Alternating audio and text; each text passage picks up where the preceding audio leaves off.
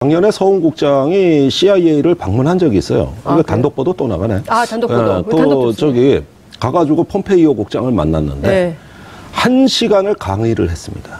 서훈 국장이 폼페이오 국장을 향해서 과외네, 과외. 과외 수업을 이미 시켜놨다. 서훈 국정원장이 작년에 이미 그 내용인즉슨 서훈 국정원장으로 말씀드리자면은 북한에서 1년 반을 살았고 그 과거에 우리가 경수로를 북한에 지어주는 공사를 한 적이 있습니다. 그때 그 국정원 책임자로 가서 북한에서 1년 반을 살았고 또 이 사람이 북한학 교수고 이화여대에서 북한학을 가르쳤고 또 이 양반이 북한하고 대화에 참여한 걸 거슬러 올라가면 노태우 대통령 때 77선언으로부터 비롯해서 그 당시 남북 고위급 회담 그 다음에 노무현 대통령 때는 남북 정상회담의 특사 이런 등등을 역임해가지고 한국의 역대 정권의 보수 진보 정권을 막론하고 대북 대화 내지는 접촉 채널로서 가장 북한에 정통한 사람이에요. 그런데 서훈 원장이 보는 북한은 변하고 있다고 본 겁니다. 그러니까 북한의 이제 장마당이 약 400여 개. 그리고 그로부터 이루어지는 시장 경제가 북한 경제의 40%가량을 차지하고 있고 이렇게 계속 수십 년간 북한을 봐오면서 조금씩 그 변화하고 있는 북한의 그 변화의 의미를 가장 정확하게 설명해낼 수 있는 그러면서 그 북한은 안 변했다고 주장하는 미국 사람들한테 아니다, 내가 보기엔 변했다. 변하고 있고 그 변화의 방향이 있다. 이러면서 쭉 이야기를 하면서 나는 북한하고 이렇게 많이 접촉해봤다. 이러면은 CIA 간부들이 경청을 해요. 듣겠죠. 궁금할 것 모르는 같아요. 얘기니까. 모르는 얘기니까. 처음 듣는 얘기니까. 그래서 이미 작년에 과외 공부를 다 시켰다. 근데 저 궁금한데요. 그러니까 어쨌든 북한에 당이 두 개가 있다. 하나는 노동당이고 하나는 장마당. 근데 장마당이 힘이 더 세다. 이 얘기를 이제 옛날 김창수 코리아연구원 원장이 이제 맨날 했었던 얘기인데 이 북한에서 시장 경제가 40%로 늘어났다. 이게 김정은 시대입니까? 아니면 김정은 시대에 와서 가속화된 결과입니다. 가속화. 옛날에 아니 과속화가 아니라 가속화. 가속화. 과속사고 내면 과속은 안 되고요. 그러니까 이게 뭐냐면은 김정일 위원장 시절에는 거의 북한 경제가 고사 상태로 수백만이 아사를 하면서 살기 위해서 만든 시장의 맹아가 있었어요. 거기서 우리가 꽃제비라 그래가지고 맞아요. 그 불쌍한 아이들 돌아다니는 거 이런 거까지 봤는데 역설적으로 북한이 김정일 위원장 시대에 가장 고난의 행군이 최고치에 달했을 때가 정치적 자유가 그나마 있었던 시대입니다. 왜 그러냐? 먹여 살릴 자신이 없으니까 그 국민들이 해외로 나가고 장마당 만드는 걸 정부가 나서서 막을 수가 없었던 거예요. 그렇죠. 먹고 사는 문제가 해결이 안 되고. 그때 100만이 기근으로 대기근으로. 보수 세력은 300만이라고도 하는데 그 정도는 아닙니다만은 길거리에 굶어 죽은 사람들 흔히 봤어요. 그랬던 시절이다 보니까 주민 통제가 불가능한 시절이 돼가지고 역설적으로 이때부터가 시장 경제에 그 맹아가 싹트기 시작을 했고 그 다음에 김정은 시대 와서는 못 먹고 살아서 이 장마당이 유지되는 게 아닙니다. 가면은 별거 다 있어요. 태블릿 PC, 평면 TV, 롤러 스케이트. 아니 어제 갔다 오신 분처럼 얘기를 하셔.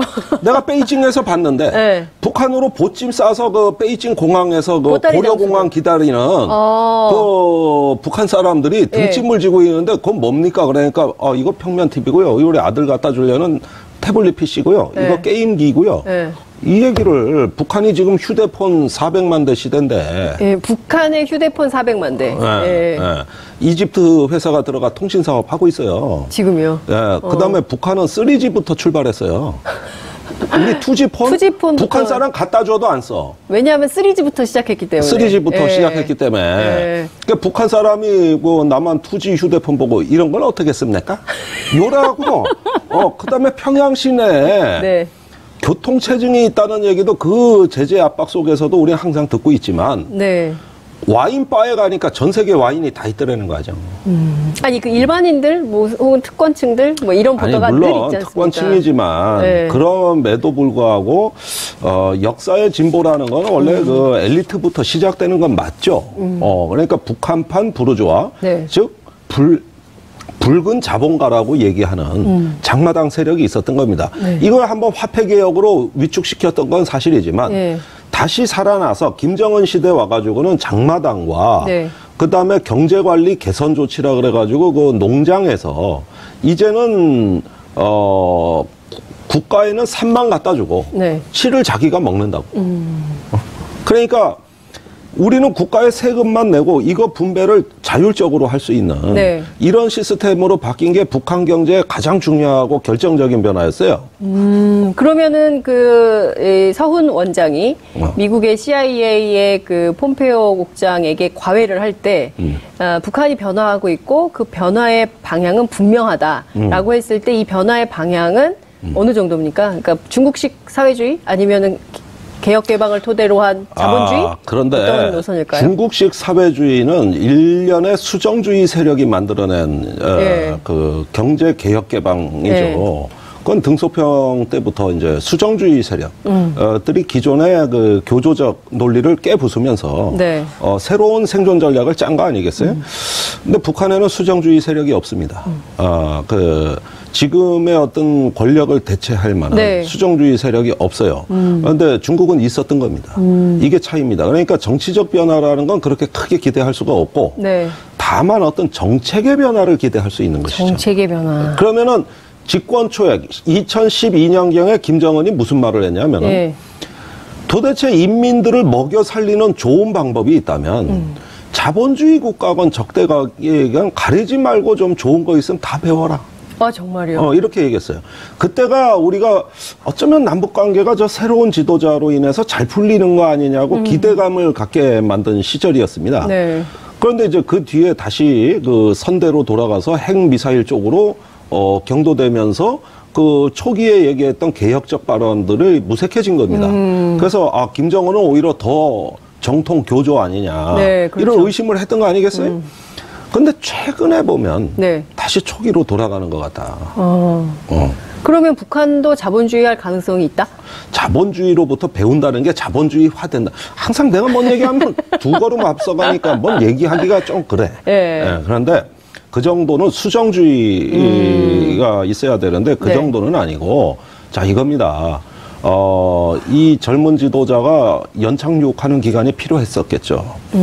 그래서 권력을 공고히 하면서 자신이 통치할 수 있는 네. 그 권력 구조 네. 이런 걸 만드는데 몇 년이 걸렸고 거기에 치중하다 보니까 독재, 전제, 압제 이런 어떤 과거의 어떤 그 노선을 다분히 추종하는 것으로 비춰졌습니다. 근데 지금 저렇게 나오는 거는 두 가지 이유인데 첫 번째는 화성 15형 미사일을 작년 11월에 발사하면서 어떤 그 핵무력에 대한 자신감을 네. 가졌다는 거.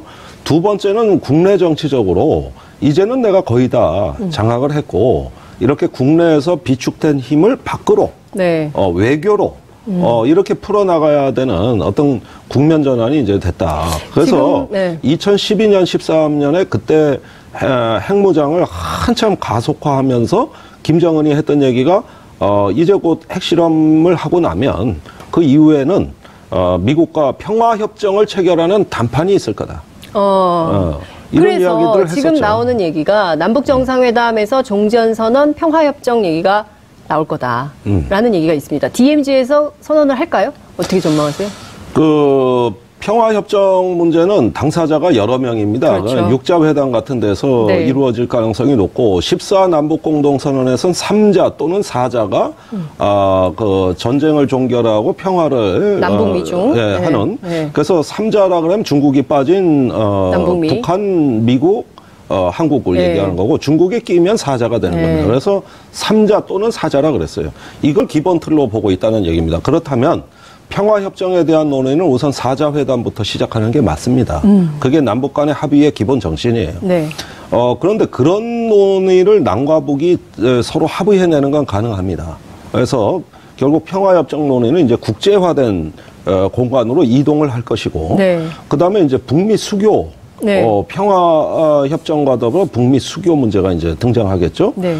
그런 건 5월 말에 네. 미국 트럼프하고의 정상회담의 전략 목표가 될 것입니다.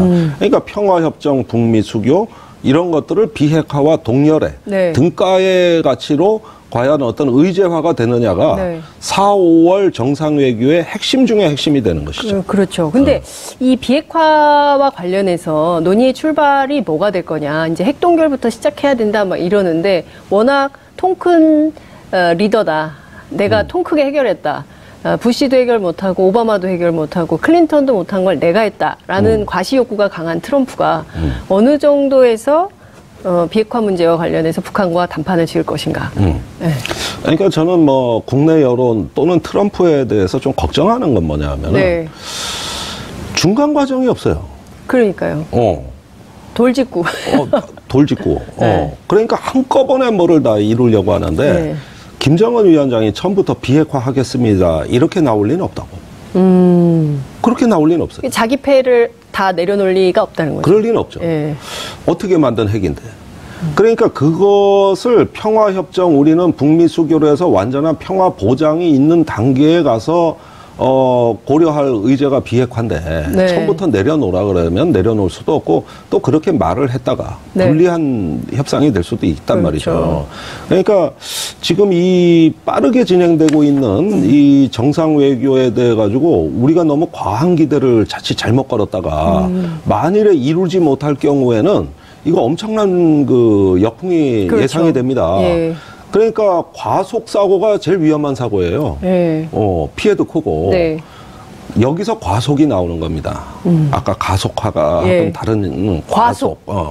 그러니까 여기서는 제대로 갈 수 있는 인내심 있는 그 지속 가능한 어떤 협상의 틀. 네. 그 다음에 중간 단계가 제법 설정이 돼서. 네. 어떤 그 다음 단계로 이어갈 수 있는 어떤 그런 여건을 만드는 대화가 되는 것이 맞아요, 사실. 네. 아니 이걸 한꺼번에 다 하자고 해서 과속사고라도 나는 날이면 빠그러지기라도 하는 날이면 네. 이거 대형 사고가 그렇죠. 된다고. 지금까지 했던 대화가 다 허물어지죠. 웃음거리로 전락하는 네. 그건 두려운 시나리오예요. 그래서 문재인 정부도 우물가에서 숭늉 찾지는 않겠다. 네. 이런 이야기를 했던 거 아닙니까? 네. 그래서 이거는 되는 방향으로 가고 여러 가지 의제가 다변화돼서 네. 밥도 좀 이렇게 뜸을 들여서 먹어야지. 이거 잘못하다 밥 태우거나 설 익는 날이면은 지금까지 이거 다 웃음거리 되는데 그런 점에서는 빨라도 안 되고 느려도 안 되는 참으로 네. 어려운 문제 네. 그 중용의 그 지혜를 발휘해야 네. 될 걸로 봅니다. 그 제일 중요한 게 이제 주변국의 설득이잖아요. 특히 이제 네. 일본의 경우에는 한반도 냉전 혹은 또 우리가 사이 좋아지는 걸 별로 안 좋아하는 것처럼 아베 정권이 일본 네. 전체가 아니라 이런 태도가 있어서 늘 걱정인데 태도가 많이 바뀌었습니다. 그러니까 아베는 자기 코가 석자란 말이에요. 아베 코가 석자다. 예. 지금 그 공문서 위조가 300건이 넘게 발견됐습니다. 그러니까 이게 뭡니까? 그 한때 정부가 부당한 거래가 있는데 그 토지를 어떤 업자한테 특혜를 줘서 헐값에 넘겼다. 네. 이런 시비가 벌어졌는데 무슨 소리냐?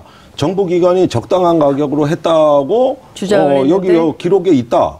근데 알고 보니 그 기록이 조작이었다는 거예요. 허위 공문서. 그러면은 이게 책임져야 되는 거 아니에요, 정치적으로? 최순실 사태 같이 되는 그렇죠. 거예요, 이게. 네.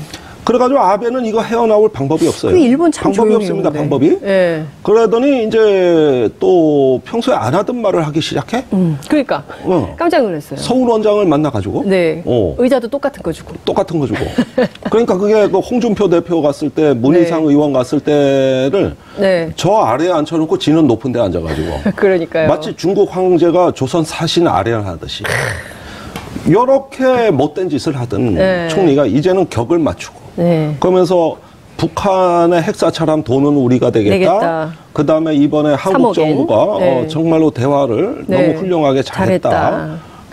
이러면서 환영 일색에 북미 정상회담 성과 내도록 모든 협력과 협조를 함께하겠다. 함께하겠다. 예. 그러더니 한미연합훈련 얘기는 이제 하지도 않아. 하지도 않죠. 예. 위안부 얘기도 안 해. 예. 예. 사실 속으로 부글부글 끓는 건 그걸 건데 안 해. 네. 그래서 이래 보니까 이건 뭐냐면은 지금 네. 묘하게도 중국과 일본의 분위기가 유사합니다. 그 얘기 좀 해주세요. 예, 그게 차이나 패싱 얘기도 나오잖아요. 그러니까 네. 중국과 일본이 이번에 역할이 없었어요. 그러니까. 이렇게 환영 성명을 하고 끼어들질 않으면 정말 패싱을 당할 수가 있다. 환영 성명이라도 내야 된다. 내면서 예. 도대체 어떻게 된 일이냐 하고 나도 이렇게 잘 될 줄 알았어.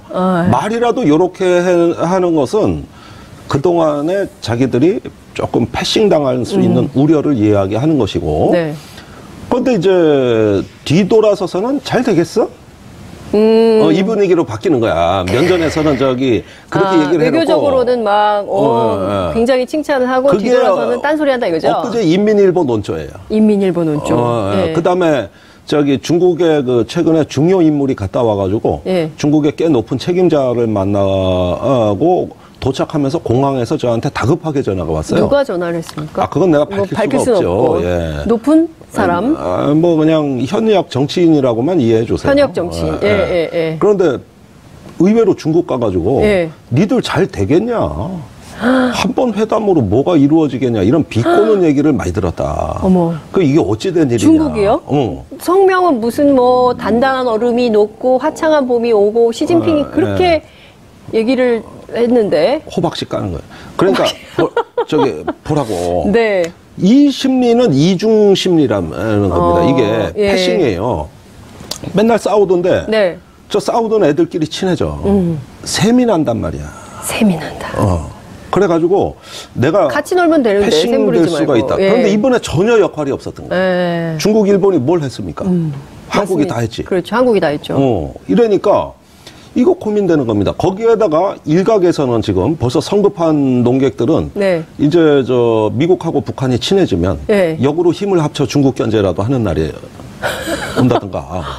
미국이 힘을 합쳐서 중국 견제하는 날이 오면. 그게 클린턴 정부 때 실제로 벌어진 일이에요. 실제로. 그러면 저 MD 사드 이런 건 다 어떻게 되는 겁니까? 그거? 갑자기 정신이 하나도 없어지네. 그건 이제 고철 되는 것이죠. 사드 고철된다. 네. 사드 고철되는 겁니다. 그 얘기를 하고 있는 거잖아. 그런데 아시다시피 북한이 중국을 좋아합니까? 그러니까요. 저번에 솔직히 작년 그 연말에 핵실험도 11월에 화성 15형 발사도 그 이후의 절반은 중국 때문입니다. 아니 미국의 합참의장 덤포트가 중국에 와서 인민해방군 총참모장을 만나서 북한의 미래를 이야기하는 거예요.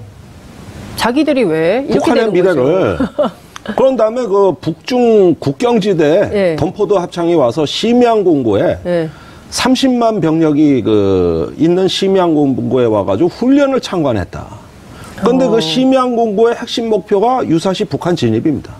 이건 미국 합참의장한테 보여줬어요. 우리가 이렇게까지. 그때 북한에서 나온 성명이 중국에 향해서 개구리 올챙이적 생각 못한다. 니들이 언제부터 핵보유국이라고 한국전쟁 때 우리 핵 없는 맨주먹으로 같이 싸운 사이에 이제 좀 강대국 되고 핵 좀 가졌다고 우리를 이렇게 무시하는 거냐? 이러면서 우리 가만 못 있어. 이래놓고 일주일 뒤에 쏜 겁니다.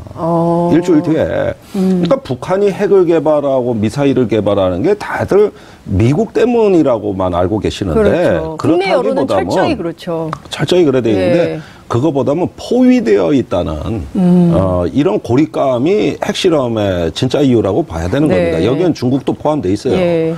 그러니까 뭡니까? 포위 심성, 이거 국제정치학의 어려운 용어 하는 건데, 영어로 시즈 멘탈리티라고 하는 건데, 이걸. 진짜 어려운 얘기. 외우려고 하지 마세요. 외워보려고. 외워봤자 쓸데없는 얘기. 그런데 그 얘기는 고립돼 있고 포위되어 있을 때, 자기의 행동의 자유를 확보하기 위해 대량 살상 무기에 경도된다는 겁니다. 이스라엘이 3억의 중동 인구에 포위돼 있잖아요. 그렇죠. 그래서 핵을 200기나 갖고 있는 겁니다. 생존을 위해서. 미국도 우리를 안 도와줄 거라고 보고 그래서 고립감 때문에 핵을 개발하는 거거든 주로. 그러니까 북한이 바로 그런 전형적 케이스가 된 거예요. 자 그러면은 이번에 미국하고 대화를 하는데 중국이 늘상 했던 얘기니까 환영 성명을 그럼 발표해야지 다른 말 합니까? 그런데 돌아서서 그러는 기류가 지금 중국, 일본이 똑같이 나타나고 있다는 것이지. 명진 스님께서 북한에 가서 들은 얘기가 우리가 핵무기를 개발하려고 하는 이유는 비단 미국 때문만이 아니다. 중국이 우리한테 영원히 잘해줄 거라고 생각 안 한다. 이런 얘기를 해서 깜짝 놀라셨다는 거예요. 아니 남북 정상회담 때 김정일 위원장이 노무현 대통령한테 첫 얘기가 뭐였느냐? 중국이 동북 3성, 4성 얘기를 하면서 우리를 어찌 해보려고 하면서 대만을 중국이 먹고, 네. 미국이 북한을 먹고, 뭐 이런 걸 갖고 우리를 어찌 해보려고 거래를 한다는 이야기를 듣고 있습니다. 이러니까 듣고 있던 노무현 대통령이 처음 듣는 얘기거든. 예. 거의 기절할 뻔했다는 거 아니에요. 그 전에 정동영 장관이 또 네, 김정일 특사로 갔을 때 그때도 똑같은 얘기를 했대요. 중국 규탄하는 얘기부터 끝냈더라는 거야. 그러니까 북한을 가가지고 그 영독으로 예. 지도부를 만난 사람들은 예. 북한하고 대화할 때 가장 충격적으로 들리는 이야기가 주로 이 얘기입니다. 그러면서 야, 남하고 친하고 미국하고 가끔 잘하는 건 뭐냐 하면 중국 흉보기 위해서예요. 그런 겁니다. 네. 그러니까 이 삼각관계, 사각관계, 그러니까 우리 인간관계도 보면 우리에게 그렇진 않잖아요. 중국이 우리 역사를 되짚어 보면 그죠? 근데 이제 그래서 얘기하긴 그렇지만 이익을 중시하는 중국인의 심성상 네. 또 거래와 협상에 능한 어떤 중국 상인들 유명하잖아요. 그럼요. 예. 예. 이게 이제 유럽에서는 유대인 상인하고 그렇죠. 비슷한 예. 이미지로 그렇게 되는데 결코 남는 장사라지 미치지는 않을 것이다. 근데 중요한 것은 어쨌든 우리가 잘 살려면 남도 북도 평화 체제를 만들어서 동북아에 좀 잘해보려면 좀 이웃들이 좀 도와주고 네. 좀 같이 좀 협력하고 이런 그림을 만들어야 되잖아요. 우리가 좀 설득해야 되는 측면도 있을까요? 이렇게 뒤에서 딴소리 나오면 이게 곤란한데요. 그죠? 저는 문재인 네. 정부가 천운을 맞이했다. 천운? 정말 운이 좋은 정부다. 실력이 좋은 건 아닙니까? 김대중 노무현 대통령 때 그렇게 노력을 했어도 네. 겨우 될뚱말뚱했는데 이 정부 불과 1년도 안 됐습니다. 그러니까요. 그동안 노력했으면 얼마나 했겠습니까? 10개월. 얼마나. 예. 겨우 이 기간에 노력만 갖고 이게 된다고 보십니까? 최고의 지도. 아무리 공부 잘해도 운 나쁘면 안 된다 이런 얘기가 있죠. 안 나빠. 군대에서 운장, 덕장, 지장, 용장 많잖아요. 네. 설문조사에서 최고의 장수가 누구냐 그러면 80% 이상이 운장이라 그래. 운장. 운장. 네. 그래서 문 대통령은 네. 운장이다. 그래서 한반도 운전자로 얘기했다. 그러니까 운전자 네. 얘기하니까 운전자가 된 게 아니라 네. 지금은 사진도 찍어주고 설명도 해주고 가이드도 해주고 운전까지 하는. 그러니까 운전사로는 오히려 약과고 네. 여러 가지 다 해야 되는 여러 가지 다 하는 그런 운전자가 돼버렸어요. 예. 근데 어떻습니까? 그러니까 한 번도 가보지 않은 길이잖아요. 우리 역사에서. 그리고 북미 정상회담은 사실 생각도 못했던 그림인데 이 됐어요. 그래서 뭐 판문점에서 하네, 평양에서 하네, 뭐 제주에서 하네, 워싱턴에서 하네, 뭐 이렇게 말들이 많고 중간에 이렇게 또 틸러슨이 해임되면서 이것도 이게 어그러지는 거 아니야? 그러니까 굉장히 조심조심 하면서 4월 말, 5월 초, 5월 언제 할지 모르겠지만 그 기간을 좀 기다려야 되는데 이게 실무협상 좀 시작해야 되는데 그런 신호는 안 보이는 것 같아요. 그런데 평창 올림픽 때도 네. 그런 뭐 왜 군사회담 안 열리냐 뭐 안 열리냐 하지만 실제로는 진행되고 있었잖아요. 네. 그때 이것도 진짜 오늘 또 단독 보도네. 세 번째 단독. 네. 김영철을 문 대통령이 만났습니다. 만났죠. 예. 비공개로 만났습니다. 그때 우리가 남북 대화에 11가지 의제를 전달합니다. 11가지 의제를. 잠깐만. 문재인 대통령이 김영철 위원장에게 남북 대화의 의제 11가지. 11가지. 여기에 뭐 비핵화 대화, 한미 군사 연습, 뭐 네. 이산가족 상봉, 또 뭐 북미 정상회담 뭐 등등 이렇게 관심사가 이거다. 네. 해가지고 11가지를 전달했어요. 그러고 이제 김영철이 올라갑니다. 그거 들고. 네. 갔는데 네. 우리 특사가 올라가니까. 그렇죠. 설명도 하기 전에 본인이 먼저 답안지를 탁탁 내놓는데 11개 우리가 문제 내준 거에 대한 정답. 네. 예컨대 네. 한미 군사연습 같은 경우도 북한이 먼저 얘기를 꺼내면서 아니 그 한미 군사연습 그거 걱정하시는 것 같던데 그거 문재인 대통령이 할 수밖에 없는 거 아니냐. 네. 그거 어떻게 중단하냐. 와. 그러니까 그 문제 됐고. 네. 그 NSC 회의는 어떻게 된 겁니까? 그 다음에 이제 저기 네. 내가 네. 문 대통령이 새벽에 지하실로 뛰어내려가는 일 없도록 하겠다. 그게 이야. 이제 그 지하실의 지하 벙커의 얘기. 이런 걸 갖다가 팍팍 푸는 바람에 그날 만찬까지 거의 4시간 가까이 만났다 그러지만 네, 4시간 넘게 6개월 합의하는 거는 그렇게 뭐 논쟁이랄까 설전 없이 즉시됐다는 거 아니에요. 6개 항이요? 11개 항이요? 아니 그 6개 전체 합의한 6개 나온 거. 예. 11개 중에 6개를 특사단이 와서 깐 거지. 그리고 나머지 숨겨둔 게 있단 말이야. 숨겨둔 거. 그 중에 일부를 미국 가서 깐 거고. 이야. 그러고 다 깠을까? 남은 게 있겠죠. 또 남은 게 있다 이거지. 뭘까요, 그건? 그건 내가 얘기 못해. 시간이 다 됐어요. 이게 다가 아니라는 거예요. 다가 아니고. 김종대 전략 자산은 늘 다음 주에 계속 컨티뉴. 안 보고는 못 배겨. 큰일 났다. 지금 많은 시청자분들께서 역시 김종대는 재밌어. 잘 되고 있습니다. 남북관계. 지금 중차대한 국면에서 폼페이오와 같은 스타일이 뭔가 성과를 낼 수도 있습니다. 이런 의견들 많이 들어와 있습니다. 아버님. 다음 주에 계속. 이게 굉장히 흥미진진한 얘기인데요. 오늘 단독 감사합니다. 예, 감사합니다. 어쨌든 북한에 당이 2개가 있다. 하나는 노동당이고 하나는 장마당. 근데 장마당이 힘이 더 세다. 이 얘기를 이제 옛날 김창수 코리아연구원 원장이 이제 맨날 했었던 얘기인데 이 북한에서 시장 경제가 40%로 늘어났다. 이게 김정은 시대입니까? 아니면 김정은 시대에 와서 가속화된 결과입니다. 가속화. 예, 옛날에 아니 과속화가 아니라 가속화. 가속화. 과속사고 내면 과속은 안 되고요. 예.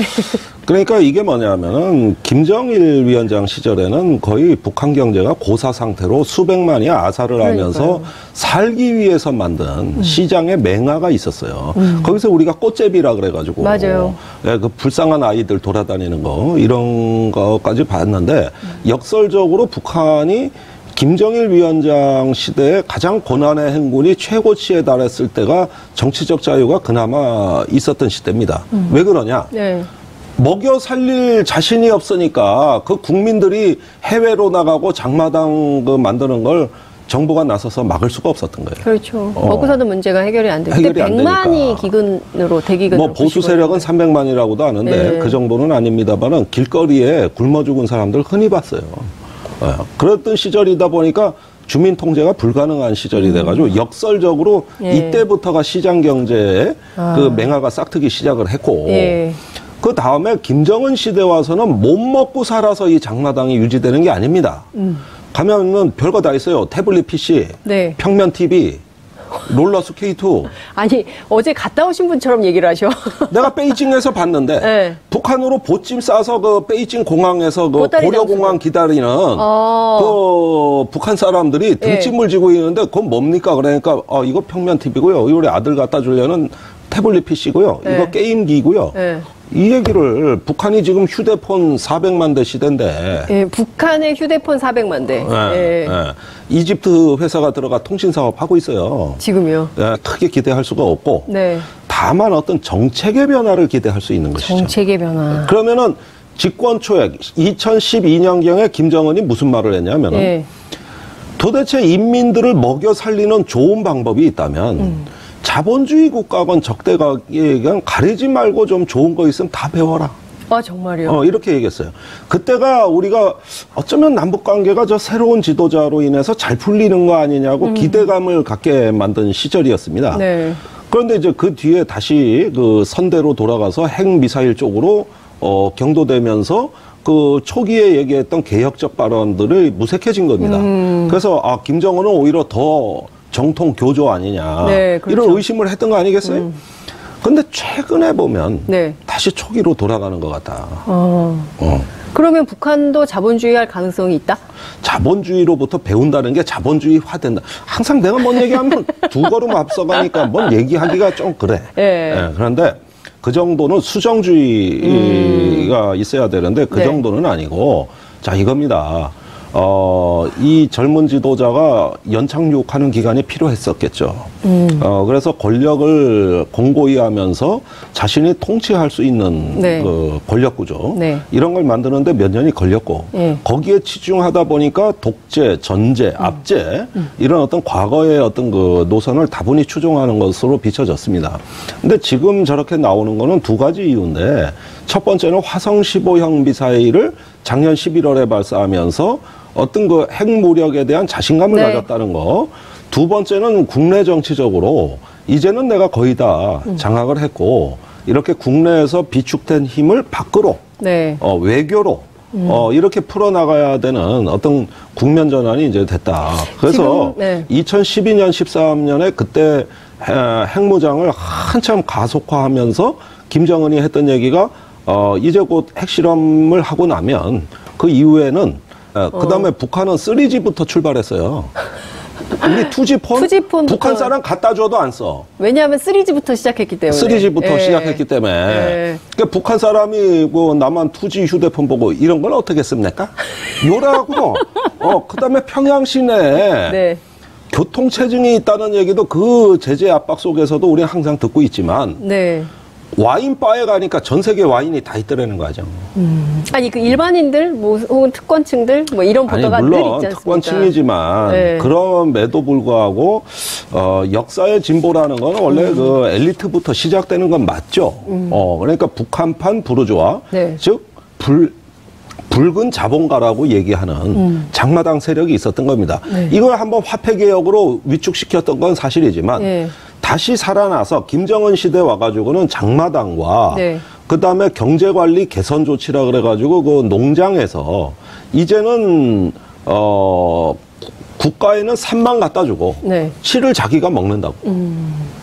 그러니까 우리는 국가에 세금만 내고 이거 분배를 자율적으로 할 수 있는 이런 시스템으로 바뀐 게 북한 경제의 가장 중요하고 결정적인 변화였어요.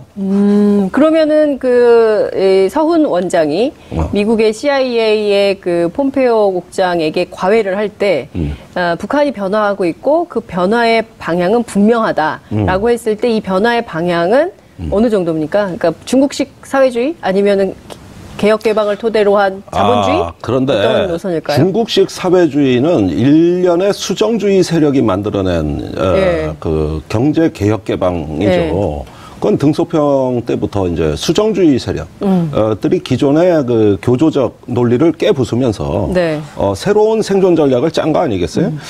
근데 북한에는 수정주의 세력이 없습니다. 지금의 어떤 권력을 대체할 만한 수정주의 세력이 없어요. 그런데 중국은 있었던 겁니다. 이게 차이입니다. 그러니까 정치적 변화라는 건 그렇게 작년에 서훈 국장이 CIA를 방문한 적이 있어요. 이거 단독 보도 또 나가네. 단독 보도. 또 저기 가가지고 폼페이오 국장을 만났는데 1시간을 강의를 했습니다. 서훈 국장이 폼페이오 국장을 향해서. 과외네, 과외. 과외 수업을 이미 시켜놨다. 서훈 국정원장이 작년에 이미. 그 내용인즉슨 서훈 국정원장으로 말씀드리자면은 북한에서 1년 반을 살았고 그 과거에 우리가 경수로를 북한에 지어주는 공사를 한 적이 있습니다. 그때 그 국정원 책임자로 가서 북한에서 1년 반을 살았고 또 이 사람이 북한학 교수고 이화여대에서 북한학을 가르쳤고 또 이 양반이 북한하고 대화에 참여한 걸 거슬러 올라가면 노태우 대통령 때 77선언으로부터 비롯해서 그 당시 남북 고위급 회담 그 다음에 노무현 대통령 때는 남북 정상회담의 특사 이런 등등을 역임해가지고 한국의 역대 정권의 보수 진보 정권을 막론하고 대북 대화 내지는 접촉 채널로서 가장 북한에 정통한 사람이에요. 그런데 서훈 원장이 보는 북한은 변하고 있다고 본 겁니다. 그러니까 북한의 이제 장마당이 약 400여 개. 그리고 그로부터 이루어지는 시장 경제가 북한 경제의 40%가량을 차지하고 있고 이렇게 계속 수십 년간 북한을 봐오면서 조금씩 그 변화하고 있는 북한의 그 변화의 의미를 가장 정확하게 설명해낼 수 있는 그러면서 그 북한은 안 변했다고 주장하는 미국 사람들한테 아니다, 내가 보기엔 변했다. 변하고 있고 그 변화의 방향이 있다. 이러면서 쭉 이야기를 하면서 나는 북한하고 이렇게 많이 접촉해봤다. 이러면은 CIA 간부들이 경청을 해요. 듣겠죠. 궁금할 것 모르는 같아요. 얘기니까. 모르는 얘기니까. 처음 듣는 얘기니까. 그래서 이미 작년에 과외 공부를 다 시켰다. 근데 저 궁금한데요. 미국과 평화협정을 체결하는 담판이 있을 거다. 이런 그래서 이야기들을 지금 했었죠. 나오는 얘기가 남북정상회담에서 종전선언, 평화협정 얘기가 나올 거다라는 얘기가 있습니다. DMZ에서 선언을 할까요? 어떻게 전망하세요? 그 평화협정 문제는 당사자가 여러 명입니다. 그렇죠. 육자회담 같은 데서 네. 이루어질 가능성이 높고 14 남북공동선언에서는 3자 또는 4자가 그 전쟁을 종결하고 평화를 남북미중 네, 하는 네. 그래서 3자라 그러면 중국이 빠진 남북미. 북한, 미국, 한국을 네. 얘기하는 거고 중국에 끼면 4자가 되는 네. 겁니다. 그래서 3자 또는 4자라 그랬어요. 이걸 기본 틀로 보고 있다는 얘기입니다. 그렇다면 평화협정에 대한 논의는 우선 4자 회담부터 시작하는 게 맞습니다. 그게 남북 간의 합의의 기본 정신이에요. 네. 그런데 그런 논의를 남과 북이 서로 합의해내는 건 가능합니다. 그래서 결국 평화협정 논의는 이제 국제화된 공간으로 이동을 할 것이고, 네. 그 다음에 이제 북미 수교, 네. 평화협정과 더불어 북미 수교 문제가 이제 등장하겠죠. 네. 그런 건 5월 말에 네. 미국 트럼프하고의 정상회담의 전략 목표가 될 것입니다. 그러니까 평화협정, 북미 수교 이런 것들을 비핵화와 동결의 네. 등가의 가치로 과연 어떤 의제화가 되느냐가 네. 4, 5월 정상외교의 핵심 중에 핵심이 되는 것이죠. 그렇죠. 근데 이 비핵화와 관련해서 논의의 출발이 뭐가 될 거냐. 이제 핵동결부터 시작해야 된다 막 이러는데 워낙 통 큰 리더다. 내가 통 크게 해결했다. 부시도 해결 못하고 오바마도 해결 못하고 클린턴도 못한 걸 내가 했다라는 과시 욕구가 강한 트럼프가 어느 정도에서 비핵화 문제와 관련해서 북한과 담판을 지을 것인가. 네. 그러니까 저는 뭐 국내 여론 또는 트럼프에 대해서 좀 걱정하는 건 뭐냐면 네. 중간 과정이 없어요. 그러니까요. 돌직구. 돌직구. 네. 그러니까 한꺼번에 뭐를 다 이루려고 하는데 네. 김정은